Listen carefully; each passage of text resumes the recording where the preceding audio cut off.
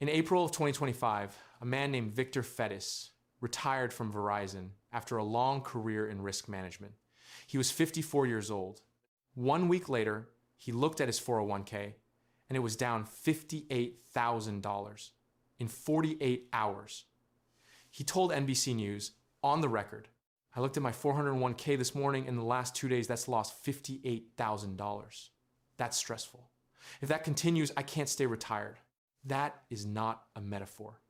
That is a man's life plan unraveling in real time. And here is the thing that should unsettle you.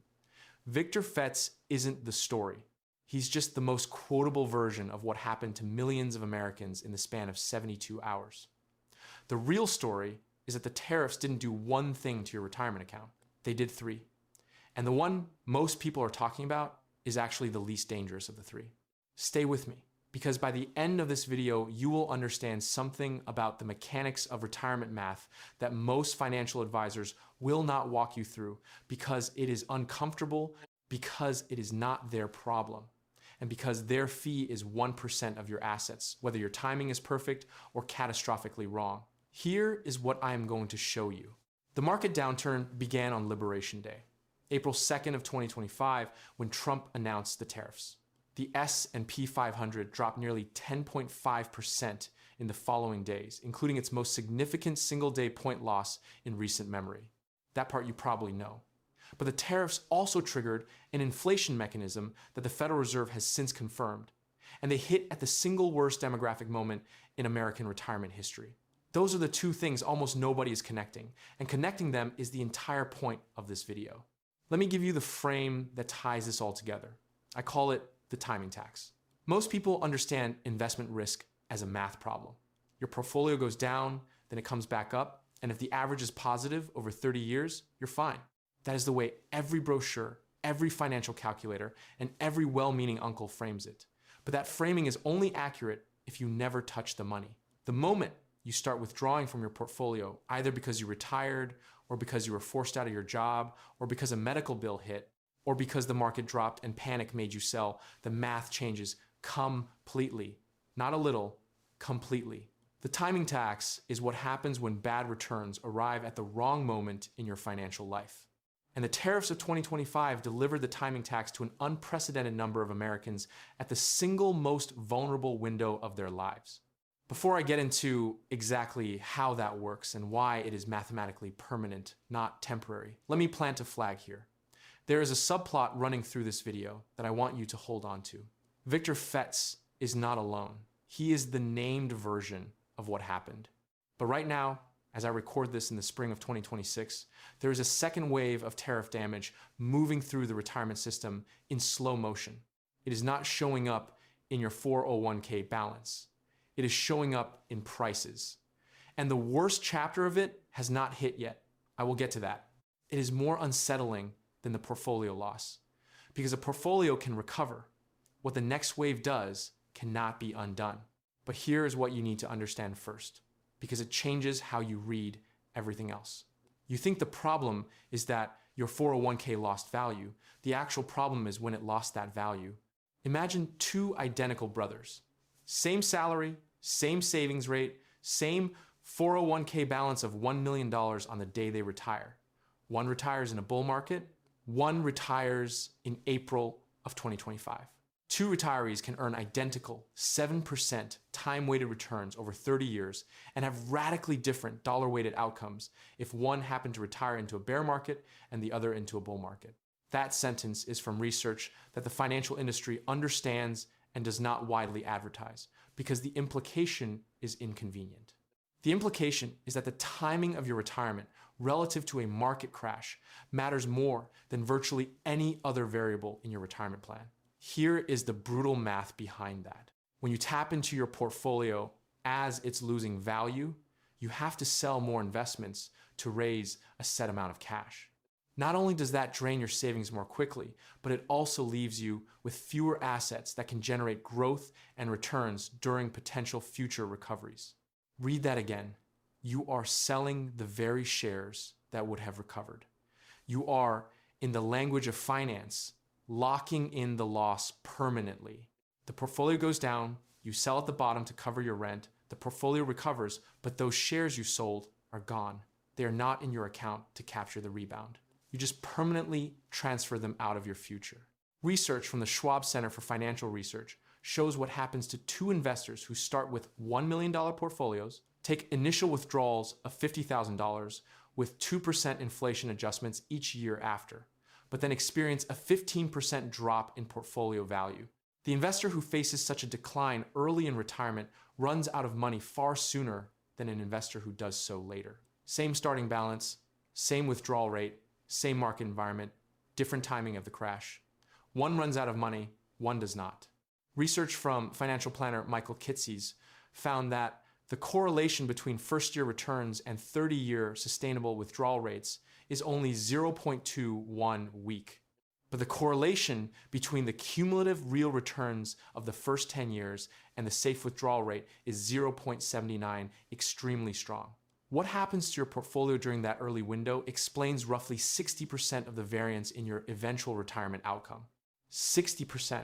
You spend 30 years building the account. You do everything right. You max your 401k, you stay diversified, you don't panic during dips. And then the market crashes in month 3 of your retirement. And that crash and what you are forced to sell during it determines 60% of how your whole retirement story ends. That is the timing tax. And April of 2025 delivered it to the worst possible cohort. In 2025, an average of 11,400 Americans turned 65 every single day, setting a historic milestone with 4.18 million people reaching the traditional retirement age in a single year, the highest on record. 2025 marked the absolute peak of what researchers call the peak 65 zone, a 4-year period that runs through 2027. More Americans entered the most financially vulnerable window of their lives in 2025 than in any other year in American history. Think about the collision for a moment. The most vulnerable cohort in the history of American retirement walked directly into one of the sharpest market drops since the pandemic. The S&P 500 had already entered correction territory in March, marking a 10% or more decline from its peak. March 2025 was the most active month for retirement plan trading since 2020. People were already nervous and rearranging before Liberation Day even arrived. And then April 2nd happened. Trump's sweeping tariffs plunged markets down by nearly 6%, signifying it as the worst market period since 2022. The Dow Jones Industrial Average fell 1,600 points, or almost 4%. The S&P 500 was down by 4.8%, and the NASDAQ had fallen close to 6%. Alight Solutions, which tracks some of its 401k plans, reported that balances fell by about 6 or 7% during the recent stock market decline. On a $200,000 account, that is $12,000 to $14,000 evaporated. On a $300,000 account, which is roughly where most Gen X savers have landed at this point, that is $18,000 to $21,000 gone in a week. But here's the reversal. You think the problem is those people lost money.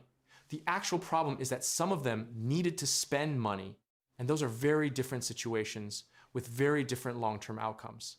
According to Amy Arnott, a portfolio strategist with Morningstar Research Services, your first 5 years of retirement are the danger zone for tapping accounts during a downturn.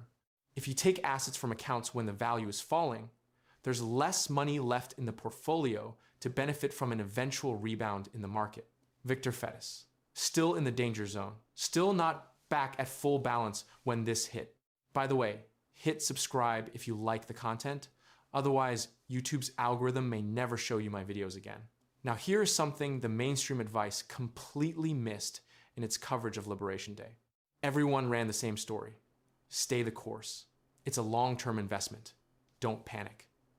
Treasury Secretary Bessent went on NBC and said, most Americans in a 401k have what's called a 60-40 account. 60-40 accounts are down 5 or 6% on the year. That is technically accurate and almost entirely beside the point for the people who matter most in this conversation. The person who has 30 years until retirement and a 60-40 account that dropped 5%, fine, they barely felt it. The person who retired last month and needs $50,000 a year to live and just watched their account drop 6%, that is not a 6% problem. That is a compounding sequence problem that will show up in their account balance in year 8 or year 12 of retirement, when they run out of money earlier than they planned and there's nothing to do about it at that point. Knowing these numbers and building a system around them are two very different things. I spent a significant amount of time pulling together 50 years of retirement data to build a framework that actually accounts for sequence risk, withdrawal strategy, and the timing variables that standard retirement calculators ignore. It became a digital book called The Exit Code. 8 chapters of pure research, no filler, built around one question: how do you turn a vague hope of retirement into a specific, defensible date? 2 things in it are directly relevant to what we're discussing today. The first is something I call the dynamic withdrawal method, because the 4% rule is a useful starting point that becomes genuinely dangerous when you apply it during a sequence of returns event without adjustment. The second is what I call the lazy portfolio, a historically documented allocation approach that has outperformed active trading over 30-year windows precisely because it reduces the behavior gap, the gap between what the market returns and what you actually capture because you made decisions under emotional stress. You can get the exit code through the link in the description for less than you'd pay for a single hour with a mediocre financial advisor. The math compounds against you for every year this stays unresolved. Now, the inflation angle. Because the market recovered, the S&P 500 turned positive for the year on May 13th of 2025. By late June of 2025, the S&P 500 and the NASDAQ closed at all-time highs. So in terms of portfolio value, many people were made whole relatively quickly. If you didn't panic and sell, and if you didn't need the money at the exact wrong moment, you came out of the market shock more or less intact. But the inflation the tariffs generated, that is still running. Here is how the mechanism works, because it is not simple. According to Robert Posen of MIT, companies either absorb the tariffs, cutting into profits, or pass them on to consumers, hurting sales in both cases. Stock values drop. That is the first order effect. But the second order effect is what gets retirees specifically. When companies absorb tariff costs for months, burning through pre-tariff inventory, and then pass the costs on, the inflation arrives delayed. By the time it shows up at the checkout counter, people have already stopped thinking about tariffs as the cause. Federal Reserve economists estimate that the tariffs implemented through November of 2025 have raised core goods PCE prices by 3.1% through February of 2026, explaining the entirety of excess inflation in the core goods category relative to pre-pandemic inflation rates, and contributing to a 0.8% boost in core PCE prices as a whole. Prices for durable goods such as vehicles, electronics, and furniture have increased noticeably. These price movements align with the timing of tariff hikes earlier this year. The tariffs are estimated to result in an average household loss of $3,800 in purchasing power in 2025. $3,800 per household per year. Think about that as a retiree. That is not just your portfolio going down temporarily. That is a permanent reduction in what your money buys, compounded year after year for the rest of your life. This is where it gets really interesting, in a specifically uncomfortable way. When you are still working, inflation is a manageable annoyance. Your salary, theoretically, rises. You can cut discretionary spending. You can delay big purchases. Your earning power provides a buffer. But in retirement, there is no buffer. Your income is fixed. The 401k distribution is the same number whether a pound of ground beef costs $4 or $6. The Social Security cost of living adjustment is designed around a general inflation basket, not the specific basket a 70-year-old actually spends money on, which is heavily weighted toward healthcare, housing, and food, all of which experienced above average price increases in 2025 and 2026. Morningstar projects durables prices to rise a cumulative 4.5% over 2025 through 2027, and non-durables to rise 5.6%. That is a sustained multi-year purchasing power erosion hitting people who are already drawing down a fixed pool of assets in a volatile market environment. And here is the part that is genuinely alarming if you are within 5 years of retirement. The pharmaceutical tariffs. New tariffs announced in April of 2026 include a 100% Section 232 tariff on most patented pharmaceuticals and related products. 100%, not 10%, not 25%, 100% on patented drugs. This is effective September 2026. And the people who will be most affected by a doubling of pharmaceutical prices are, in sequence of likelihood, retirees, the chronically ill, and the elderly. In other words, the exact population that has just spent the last 3 years navigating portfolio volatility and purchasing power erosion from the first round of tariffs. Medical expenses tend to rise faster than general inflation. If tariffs increase the cost of healthcare products or pharmaceuticals, the impact could be significant for retirees. That is from a retirement planning firm doing the math in real time. Significant is a polite word. Now you are asking yourself, isn't there historical precedent for tariff regimes that went this broad? And did they work out? Yes. There is exactly one comparable episode in American history. You may have heard of it. In June of 1930, President Herbert Hoover signed the Smoot-Hawley Tariff Act into law. In May of 1930, a petition was signed by 1,028 economists in the United States, asking President Hoover to veto the legislation. He signed it anyway. Automobile executive Henry Ford spent an evening at the White House trying to convince Hoover to veto the bill, calling it an economic stupidity. Upon ratification of the Smoot-Hawley Act, international commerce collapsed, plummeting 65% over the following 5 years. 65%, not of a single asset class, of international commerce itself. Now here is the modern parallel that should make you pause. By at least one calculation, the sweeping tariff regime that Trump unveiled on April 2nd of 2025 literally lifted America's duties on imports to roughly the same level that Smoot-Hawley took them to at the start of the Great Depression. And according to Fortune's analysis, the Trump blueprint raised tariffs from the current 3% by nearly 20 points. That's 3 times the jump under Smoot-Hawley. Now, hold on, because here is where the historical parallel gets complicated in a genuinely interesting way. The tariffs largely got undone. In February of 2026, the Supreme Court ruled that the president cannot use the International Emergency Economic Powers Act to impose tariffs. The IEEPA tariffs were struck down. The effective tariff rate fell to 7.1% as of March 2026, the first full month after the IEEPA tariffs were replaced by a global 10% tariff implemented under Section 122. So markets recovered. Tariffs mostly got rolled back. The acute crisis passed. But here is what is still sitting in the data and what will not go away. The inflation that was generated is already embedded in prices. Analysis from the San Francisco Federal Reserve suggests that the inflationary effects of tariffs could show up with some delay, especially for services. Services inflation corresponds to about 60% of the US CPI basket of goods and services. The tariffs are mostly gone. The prices are not coming down. That is not how inflation works.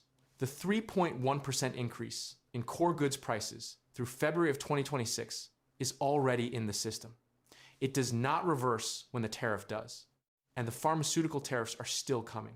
Meaning, the people who absorbed the timing tax in April 2025 and who then absorbed the purchasing power erosion throughout 2025 and 2026 now face a third compounding hit specifically targeted at the category of spending they cannot reduce.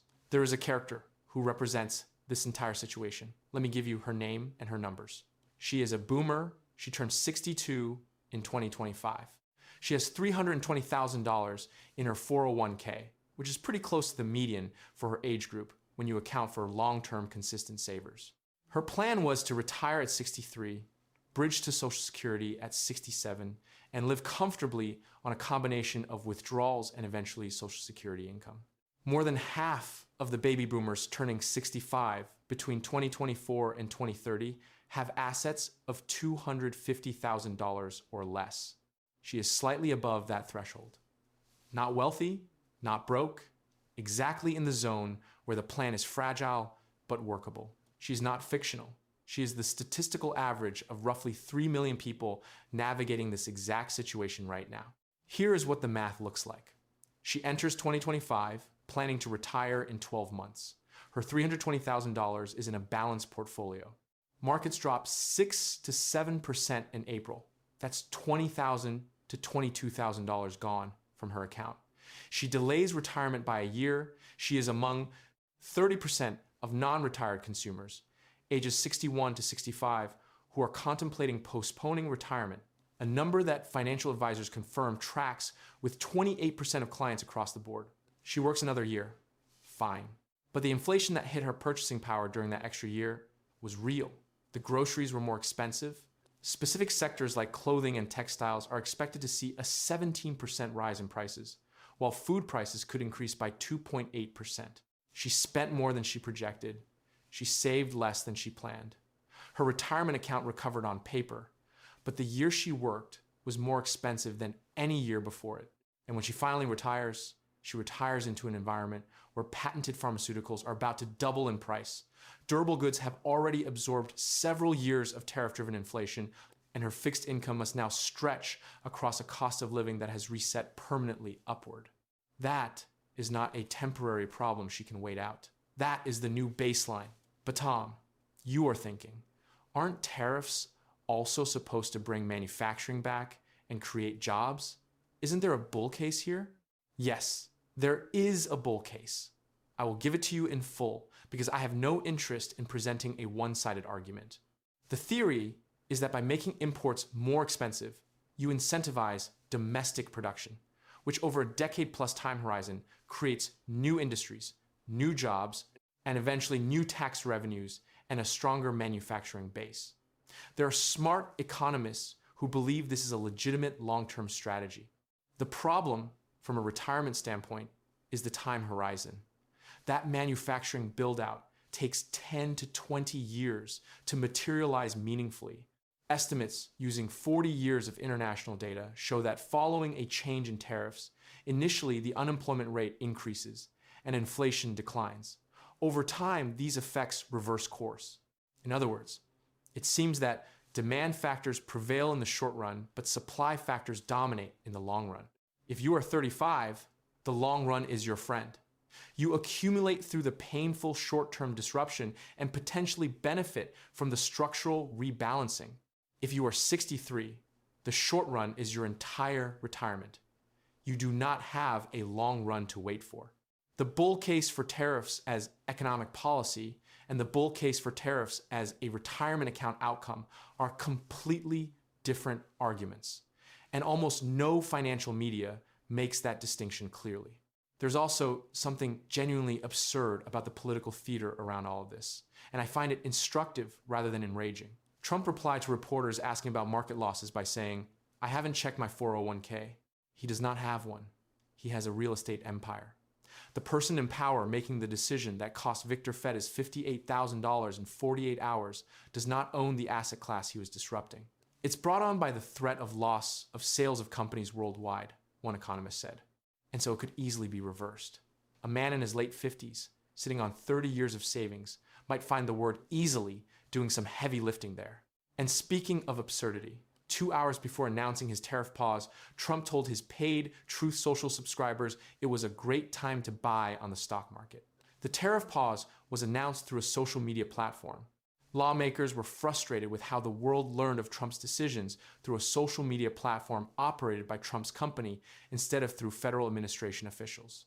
Your retirement savings, moved by a Truth Social post.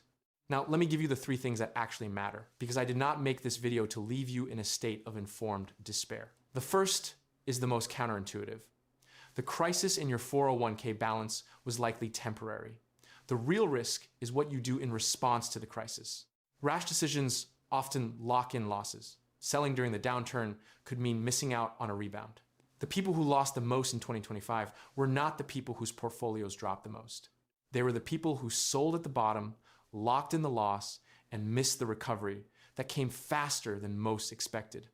By June 2025, the S&P was at all-time highs.